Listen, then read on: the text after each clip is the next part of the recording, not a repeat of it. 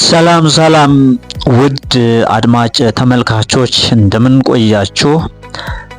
የዛሬው መሰናዶ ስለ አነጋጋሪው የኢትዮጵያና የሩሲያ የኒውክሌር ኃይል ስምምነትን የሚመለከት ነው። የኒውክሌር ኃይል ስምምነቱ እንዴት ተከናወነ? አሁን ኢትዮጵያ የኒውክሌር ኃይል መገንባትን ለምን ፈለገች?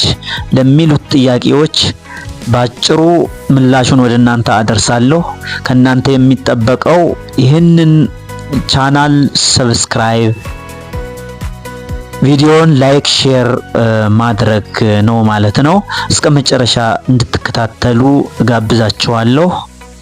ወደ መረጃዎቹ እንደ አውሮፓውያን አቆጣጠር በሴፕቴምበር 25 2015 ኢትዮጵያና ሩሲያ የኒውክሌር ኃይል ስምምነት ፈጸሙ።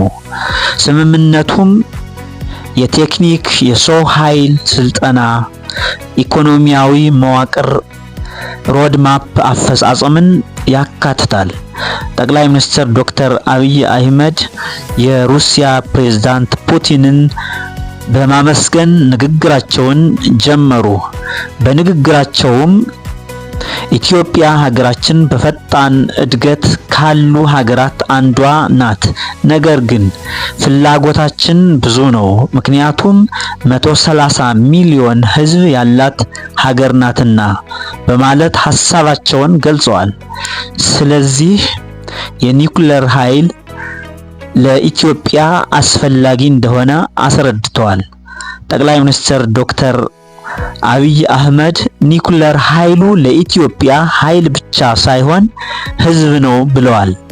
ሩሲያም ለኢትዮጵያ ኃይል የመንገድ፣ የመካኒክ ስራዎችና የመሳሰሉትን እንደምትጋራ ተስማምታለች።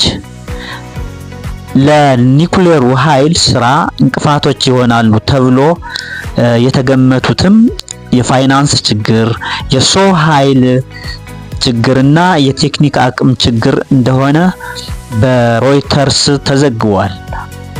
የኒውክሌር ኃይሉ በረከቶችና ጥቅሞች ናቸው ተብሎ ከተጠቀሱትም ጥቂቶቹ የኃይል ምንጮችን ማብዛት፣ የረጅም ኃይል ደህንነት፣ የሚገናኙ ሴክተሮችን መደገፍ፣ ዘመናዊ የሕክምና ስራ፣ የእርሻ ልማትን ማዘመንና የመሳሰሉት ናቸው። በተጨማሪም ኢትዮጵያና ሩሲያ በንግድ እድገት፣ በኢንቨስትመንት፣ በኢኮኖሚያዊ ድጋፍ፣ በባህልና ስፖርታዊ ትስስር፣ በዲፕሎማሲያዊ ግንኙነት ስምምነት ላይ ደርሰዋል። የኒውክሌር ኃይሉ ለኢትዮጵያ ኃይል ብቻ ሳይሆን ሕዝብ ነው የሚለው የመጨረሻ ማጠቃለያችን ነው። መረጃዎቹ እነዚህ ነበሩ።